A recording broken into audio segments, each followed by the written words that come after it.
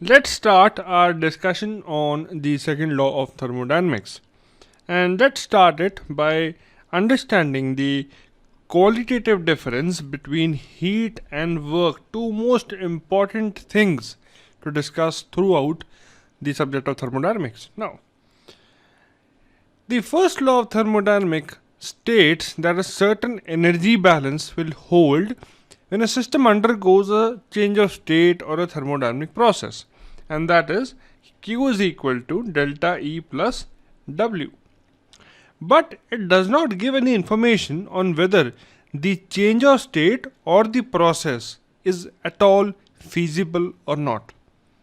So I can write it down that the feasibility report or the feasibility indication that whether a process is possible or feasible or not is not the case that can happen with the help of the first law of thermodynamics. Now, if you take the example of this metallic bar, okay, so this is a metallic bar of any arbitrary metal, and this metallic bar is at a uniform temperature.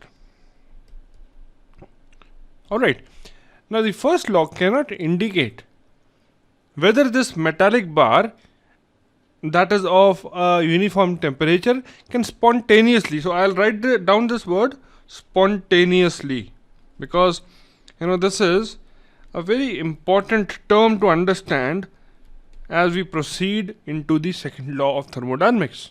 Okay, so I was saying that the first law cannot indicate whether a metallic bar of uniform temperature can spontaneously become warmer at one end and cooler at the other. Okay, so I would now depict this in the diagram. So what I am saying is that right now the metallic bar is at a uniform temperature. Now I cannot predict or I cannot tell with the help of the first law of thermodynamics that whether this end would become cold and the other end would become hot all of a sudden, that is spontaneously. I cannot tell it by just using the first law of thermodynamics. What first law can tell me is that if the process did occur, okay, if the process did occur, so it might or it might not occur. So the first law is only applicable if it occurs. Alright, if the process did occur, okay, then the energy gained by one end is equal to the energy lost by the other end. Okay, so this is all that the first law can tell us. That is, the energy gained by, let us say this is end A and this is end B. So all of a sudden end A becomes cold and end B becomes hot. But initially the bar was at a uniform temperature throughout. So now I cannot tell that whether this can happen spontaneously or not. But what I can tell with the help of first law is that the energy gained by end B, this is equal to the energy lost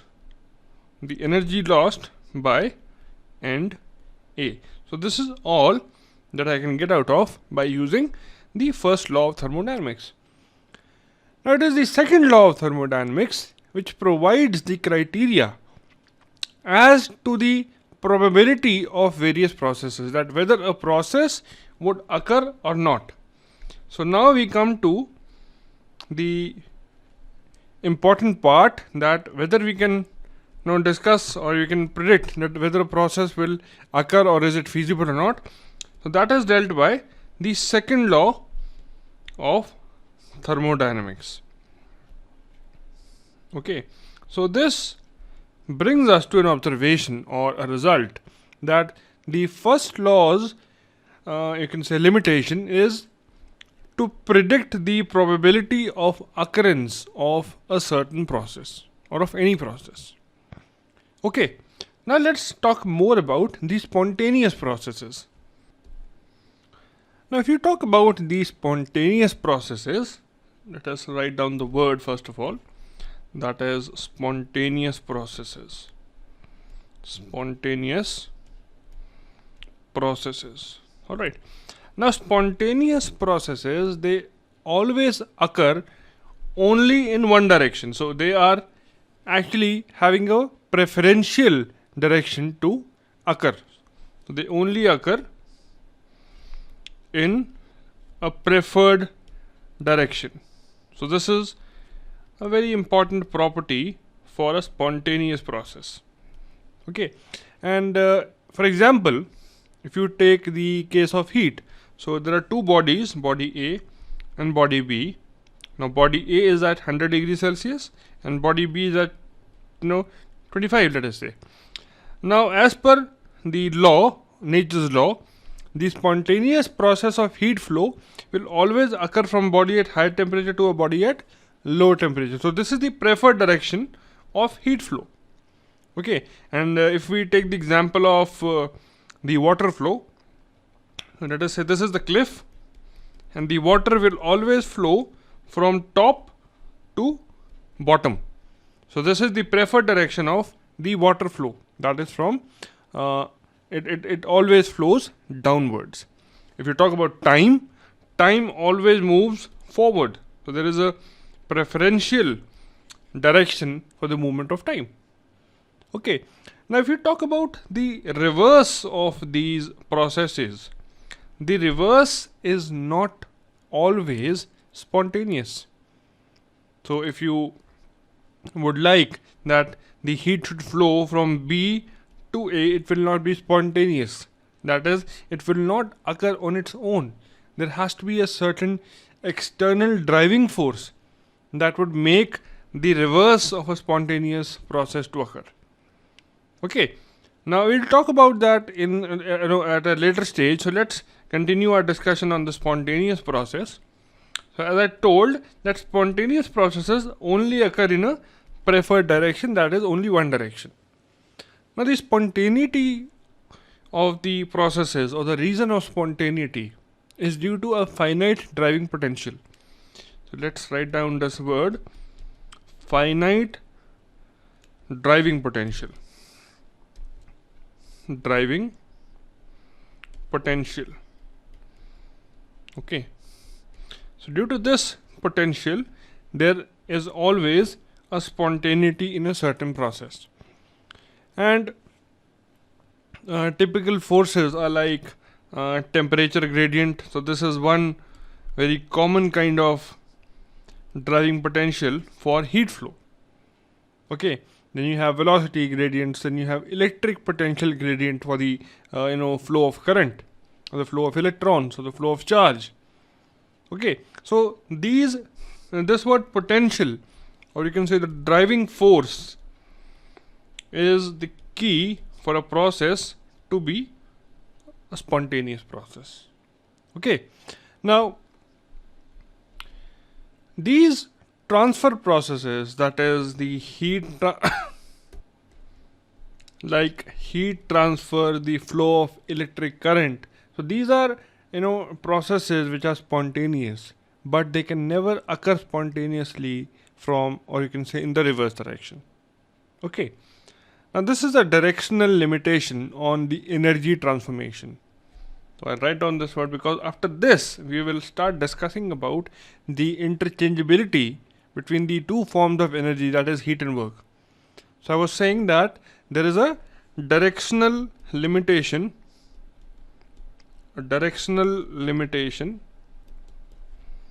on the energy transformation,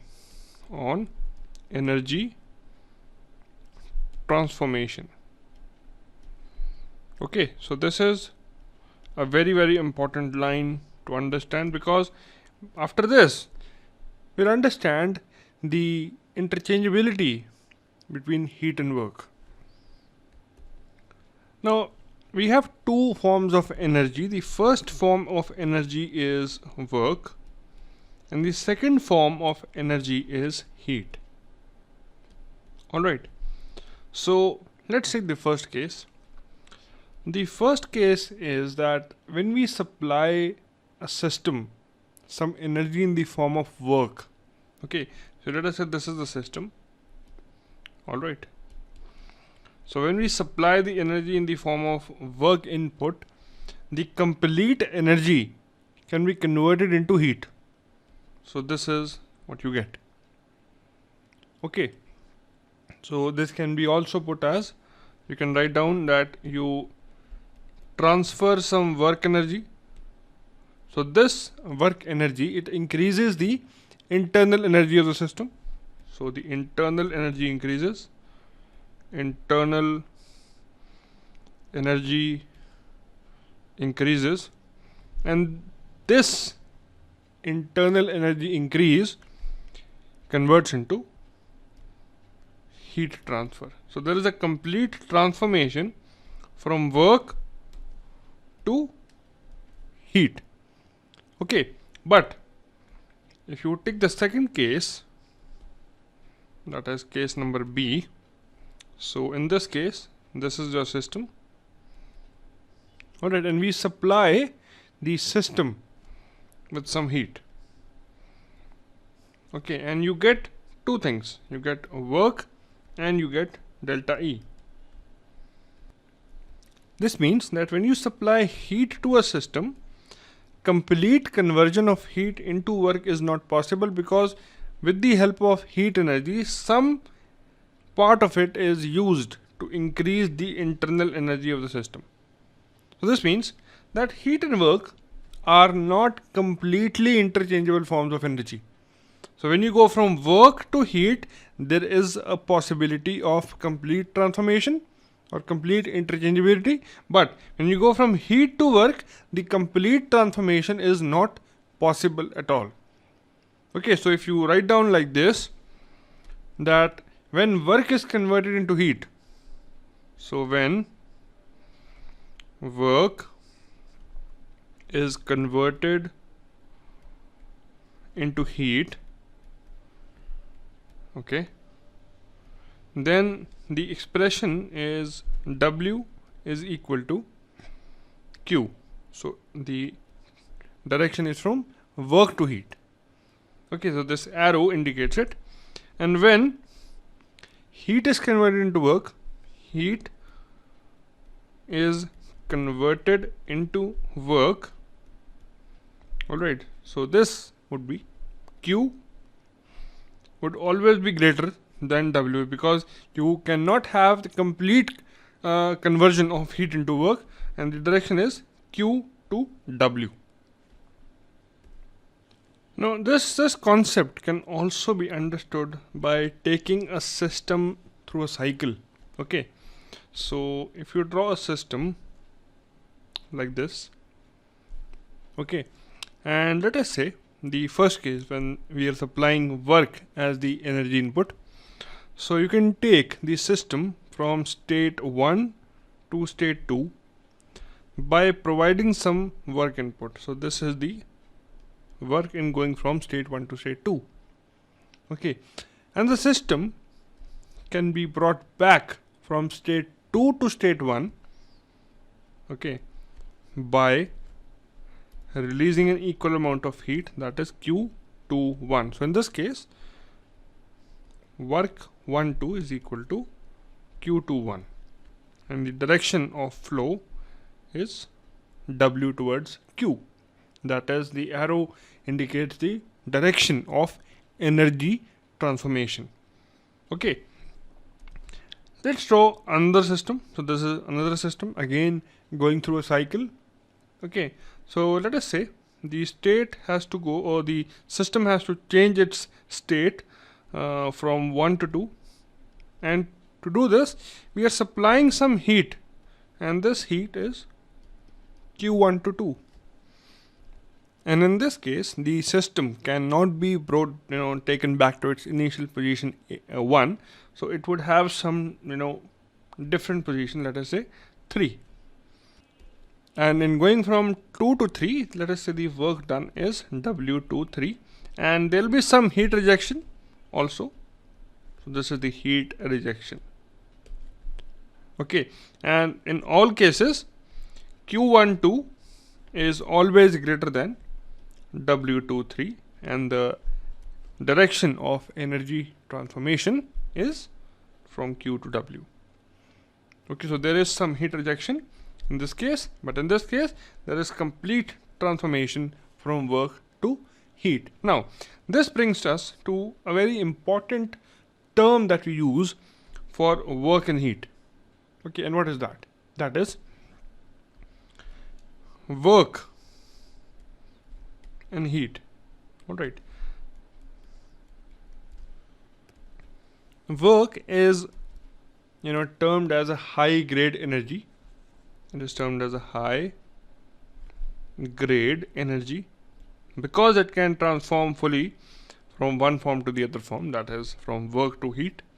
But heat is a low grade energy.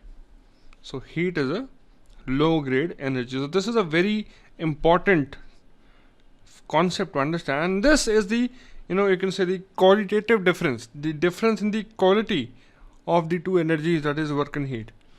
Work is of a higher quality and heat is of a lower quality, that is the grade.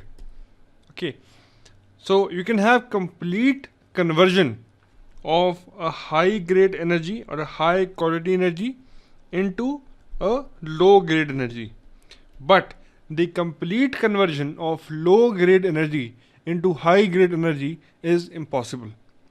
Okay, and this concept takes us to another concept, and let's talk about the cyclic heat engine in the next video. So I hope you understood this difference in the quality of heat and work as two separate energies, and let's take this understanding to study the cyclic heat engine.